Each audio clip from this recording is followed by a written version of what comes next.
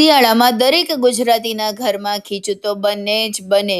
આજે આપણે સિમ્પલ ખીચું નહીં, મસાલા ખીચું બોલ્સ બનાવીશું. તેના માટે આપણે 2 વાટકી પાણી લઈ લેશું, જીરું ઉમેરી દેશું, તલ ઉમેરી દેશું, મરચાંની કટકી અને સ્વાદ અનુસાર નમક, 2 ચમચી તેલ ઉમેરી દેશું અને ઢાંકી અને થોડી વાર થવા દેશું. પાણી ઉકળે એટલે એમાં ખાવાનો ખારો ઉમેરી દેશું અને ત્યાર પછી ચલાવી અને આવી રીતે ચોખાનો લોટ ઉમેરી દેવાનો છે અને ફટાફટ આ પ્રોસેસ કરવાની છે, ચલાવવાનું છે. જોઈ શકો છો સરસ એવું આપણું ખીચું બની ગયું છે. એમાં તેલ ઉમેરી અને આપણે બોલ્સ બનાવી લઈશું.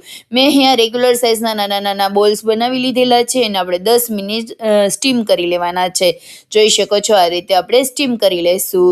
આપણા ખીચું બોલ્સ સ્ટીમ થઈને તૈયાર છે. હવે એક વાસણમાં લઈ તેલ ઉમેરી દઈશું અને ખાવાનો જે મેથીયો મસાલો હોય છે એ મેથીયો મસાલો ઉમેરી દઈશું. ચપટી મરચું પાવડર અને ચપટી હિંગ, ધાણા ભાજીથી ગાર્નિશ કરી દઈશું. બરાબર મિક્સ કરી લેવાનું છે.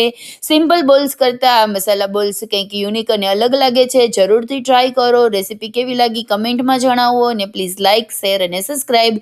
Thank you.